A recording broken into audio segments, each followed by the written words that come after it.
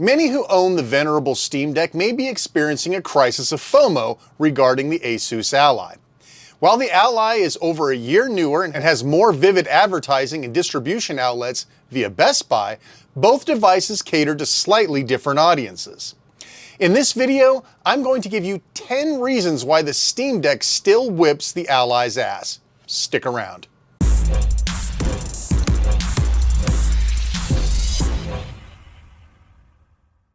Number 1. Price. The favorite argument of Asus Ally proponents is that the top-tier model of the Ally is $700 and the equivalent top tier of the Steam Deck is only $50 less, making the Ally the better value for the cash. We all know, however, that the Steam Deck can be had for a mere $400 and upgraded rather easily to a 1TB SSD for about $100, making the end price of the comparable storage model more like $200 cheaper than the Ally. Since the low-tier Ally isn't available to compare with yet, the crown for pricing goes to the Steam Deck. You can get a lot of device for under $500, and for those on a tight budget, and who isn't these days, a double C note can be the difference between a purchase and a pass. Number 2. Better user interface and user experience. After using the Ally for almost 2 weeks with its Windows-based bolt-on experience, I've really come to realize how brilliant, coherent, and easy to use the Steam Deck's operating system is. Everything has a place and there's a place for everything. Nothing feels tacked on. The experience was clearly designed to purpose, and it shows. Considering how kludgy the deck really is behind the scenes with Linux, Proton, Wine, and all that stuff running the show, this voodoo hoodoo is perfectly hidden from the end user. In fact, I dare say most users wouldn't even see the man behind the curtain using the deck. Consumer usability perfection is nearly impossible to achieve, but the deck is as close as I've seen in a long time. Number 3. Steam Input. Some people barely scratch the surface of what Steam Input, the Steam Client's controller configuration toolset, can do, but once you're on a device where it isn't nearly as rich as the deck, oh, you sure do miss it. Everything is there and in one place, full per-game configurations, community sourced by millions of people. There are so many solutions for some games you could even get a bit overwhelmed. What you need is all in one place, masterfully created and presented, regardless if you want something as simple as a button swap or as complicated as trackpad-based action set flipping for emulators. Steam Input is mature and powerful. This just can't be said about the Ally and its Armory crate. Number 4. Gyro. You read somewhere that there's a gyro in the ROG Ally, right? Good luck using it. Currently, there's no way to use it without some third-party hokey-pokey app, and even then I had trouble getting it to work. The Steam Deck's gyro, like so many other things about its controller interface, is accessible and so easy to use you'll wonder why you weren't using it before. Having access to motion-controlled aiming can work for emulation, as well as giving mouse and keyboard FPS players a halfway house for controller adoption. This is easily one of the deck's biggest selling points, in my opinion. Number 5. Trackpads and rear paddles. Ally people who own Steam Decks will tell you they don't miss the trackpads at all, and maybe that's true. On the deck, the trackpad's usefulness will only be realized with certain evolutions like heavy desktop work, mouse-based emulation, or point-and-click type games. The Ally makes up slightly for missing these nifty helpers by having a better touchscreen, but all in all, the trackpads just can't be ignored as incredibly useful. But more than the trackpads, the 4 rear buttons are one of my favorite things about the deck. Sure, the Ally has 2, but they are nowhere nearly as robust and frankly aren't as comfortable to use based on the ergonomic challenges of the Ally with larger hands.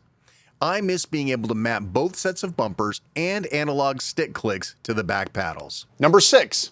Ergonomics. Oh, the deck is so heavy. The deck makes my arm go to sleep. It's too big for my hands. I wish it were smaller. Yes, we've all heard these things before. And it isn't without some merit. But all it takes is 20 minutes with the Ally and I'm begging for the large grips and frankly, better right analog and front-face button placement of the deck. People claim the weight is the issue, but I suspect the tiny-handed are the ones that are having the most complaints about the Steam Deck.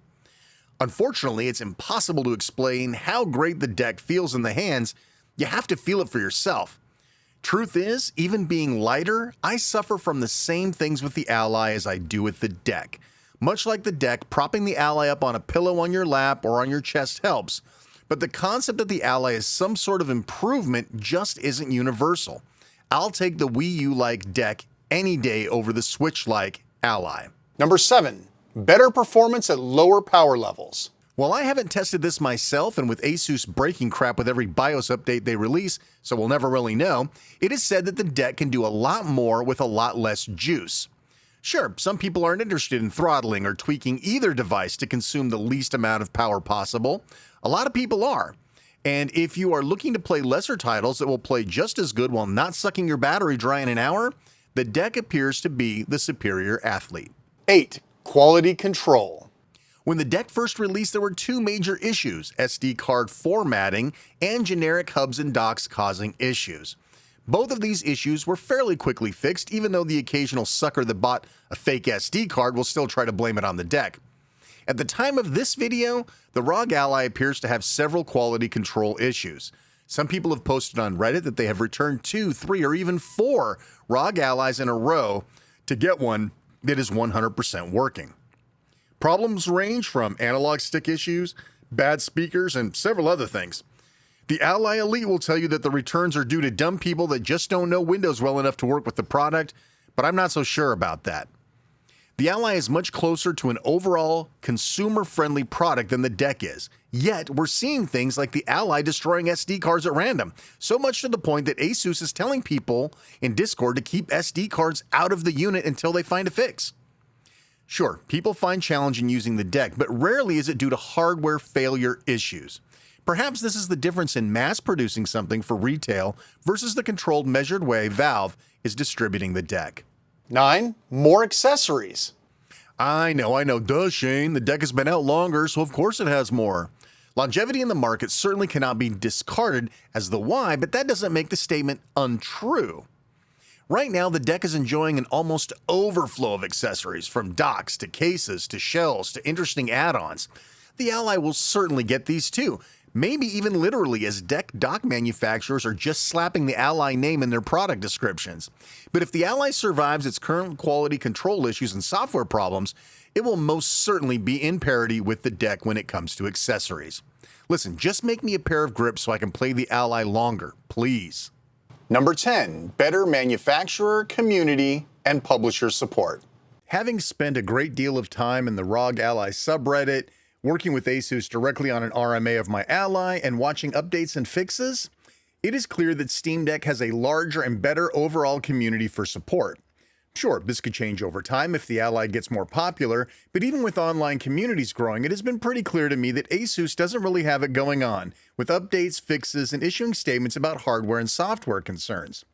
Valve is very well known for bending over backwards for its users, fulfilling warranty requests for user errors, and even outside of warranty periods. Software publishers are getting on board too, extensively testing and customizing games for Steam Deck verification. Game resellers like Fanatical and Humble Bundle directly support game packs that cater to Steam Deck. If aftermarket care, both official and unofficial, is important to you, the deck is where it's at. I hope you enjoyed this video. Please watch the companion video about 10 reasons why the ROG Ally is better than the Steam Deck. Like, subscribe, hit the little bell. You guys know what to do. I'm Shane R. Monroe. Thanks so much for watching, and take care.